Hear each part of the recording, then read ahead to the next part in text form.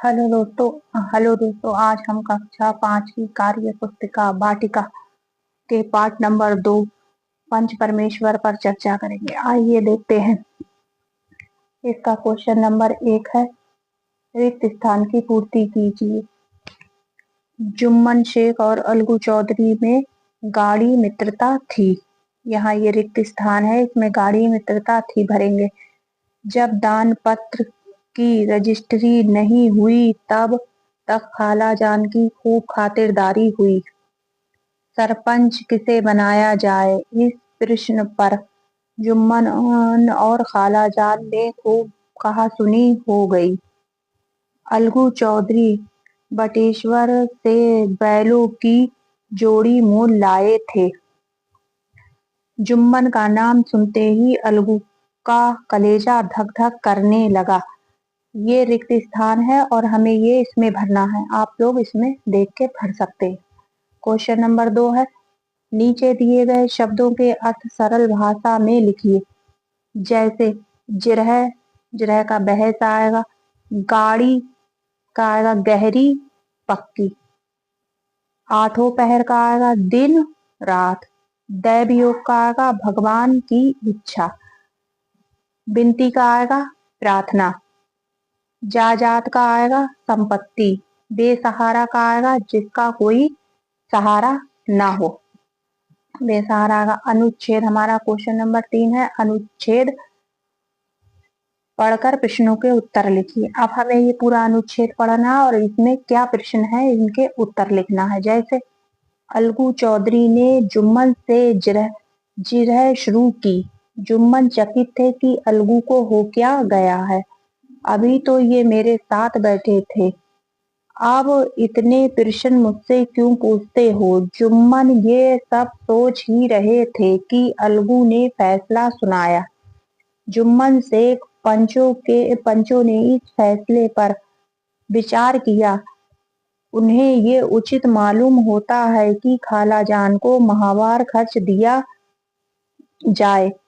बस यही हमारा फैसला है। अगर खर्च देना मंजूर ना हो तो रजिस्ट्री रद्द समझी जाए। ये अनुच्छेद है। अब तुम्हें इसे पढ़ के इसके क्वेश्चन आंसर लिखना है। इसमें क्या, पहला क्वेश्चन नंबर काफी, किसने जुम्मन से जिरह शुरू की।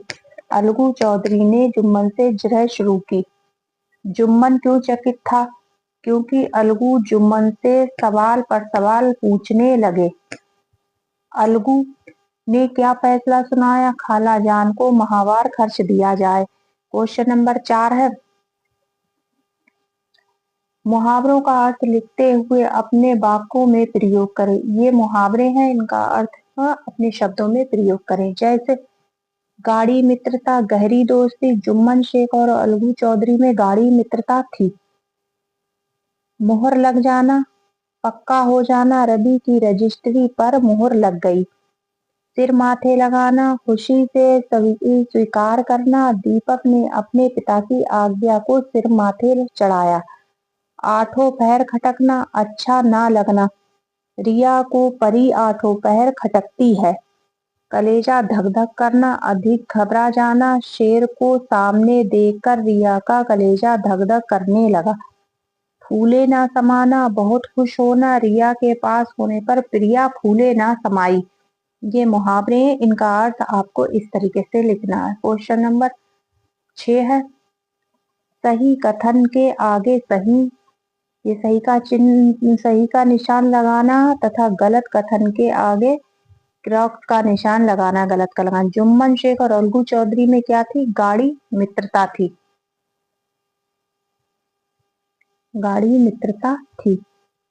जुम्मन शेख ने सरपंच बनकर समझू साहू से बदला लिया लिया। बैल की मृत्यु केवल इस कारण हुई कि उससे कठिन परिश्रम लिया गया और उसके दाने चारे का प्रबंध नहीं किया गया। हाँ, इसी कारण हुई। जुम्मन शेख ने अपने मित्र अलगू चौधरी के विरुद्ध फैसला सुनाया। हाँ, ये भी सही सुना है। सरपंच का स्थान ग्रहण करने वाला व्यक्ति निष्पक्ष होकर न्याय करता है। हाँ, बिल्कुल निष्पक्ष होकर न्याय करता है। ये था। सरपंच का स्थान ग्रहण करने वाला व्यक्ति निष्पक्ष होकर न्याय करता है। हाँ, निष्पक्ष होकर न्याय करता है। अब हमारा क्वेश्चन नंबर 6 है, निम्नलिखित तद्भव शब्दों के तत्सम रूप लिखिए। तद्भव वो कहते हैं जो हमारी हिंदी की बोलचाल की भाषा में बोले जाते हैं, वो तद्भव है। और तत्सम शब्द वो शब्द होते हैं जो संस्कृत के जैसे हैं वैसे ही लिए जाते हैं, उन्हें तद्भव कहते हैं। जैसे पूछ, ये पूछ तद्भव है, पूर्ण तत्सम है। निर्वाह, निर्वाह ये तत्सम शब्द है। निठुर, निष्ठुर। पहर, प्रहर। घर, गृह। भगत, भक्त। ये जो है, ये जो छपे हुए हैं किताब में, ये तत्सम शब्द है, और ये जो है ये तद्भव शब्द है। ये तत्सम है, ये तद्भव है, ये तत्सम शब्द है। तद्भव शब्द। क्वेश्चन नंबर 7 है हमारा, नीचे दिए गए अनुस्वार और अनुनासिक शब्दों की पहचान करके उनके आगे लिखिए। कौन से अनुनासिक शब्द हैं, कौन से अनुनासिक हैं, और कौन से अनुस्वार हैं। अनुस्वार में अंग की बिंदी होगी, जैसे परंतु अनुस्वार, पिरबंद अनुस्वार, पंचाद अनुस्वार, लुंगी अनुनासिक, रोटियां अनुनासिक, पसंद अनुस्वार, चढ़ाऊंगी अनुनासिक, अनुनासिक, चढ़ाऊंगी अनुनासिक। विलोम शब्द लिखिए। अब इनके विलोम हमें लिखना। विलोम शब्द का मिलान कीजिए। सत्य का असत्य, अंत का प्रारंभ, संध्या का ऊषा, वृद्धि का वृद्ध का तरुण, वृद्ध माने बूढ़ा, तरुण माने जवान, उचित का अनुचित, परिश्रम का आलस, मेहनत और आराम, आलस। ये हमारे विलोम शब्द है। हमारा 8वां क्वेश्चन है, नीचे दिए गए वाक्यों को शुद्ध कीजिए। जैसे जुम्मन शेख और अलगू चौधरी की मित्रता गाढ़ी थी, ये अशुद्ध है। अब हमें लिखना है जुम्मन शेख और अलगू चौधरी में गाढ़ी मित्रता थी, ये शुद्ध हो गया हमारा। पंचों ने विचार इस मामले पर किया, गलत। पंचों ने इस मसले पर विचार किया। पंचों ने दोनों से जवाब सवाल शुरू किए। पंचों ने दोनों से सवाल जवाब शुरू किए। पंचों ने तुम्हारे मामले पर विचार अच्छी तरह किया। पंचों ने तुम्हारे मामले पर अच्छी तरह से विचार किया। उचित है कि समझू के लिए बैल का पूरा दाम देना। समझू के लिए उचित है कि बैल का पूरा दाम दिया जाए। ये है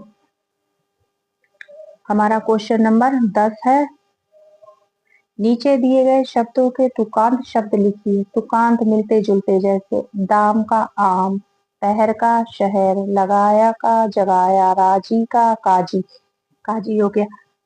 लिपट का निपट, ताक का पाक, गिरा का शिरा, बिनती का गिनती, बिनती का गिनती, ये गिनती। हमारा क्वेश्चन नंबर 11 है, नीचे दिए गए शब्दों के पुल्लिंग शब्द लिखिए। पुल्लिंग, ये स्त्रीलिंग है। जैसे लगी का लगा, गई का गया, उठी का उठा, मिली का मिला, ये स्त्रीलिंग शब्द है, ये पुल्लिंग होगा। अब आपका क्वेश्चन नंबर 12 है, अपने मित्र के बारे में लिखिए। आप अपने मित्र के बारे में अपने कुछ भी लिख सकते हैं। जैसे मेरे मित्र का नाम उजैफा है, वो मेरे साथ कक्षा 5 में पढ़ती है, उसका व्यवहार बहुत अच्छा है, उसके पापा दर्जी का काम करते हैं, उसकी माँ गृहिणी है, वो रोज स्कूल आती है और उसका काम हमेशा पूरा रहता है, वो पढ़ने में बहुत होशियार है।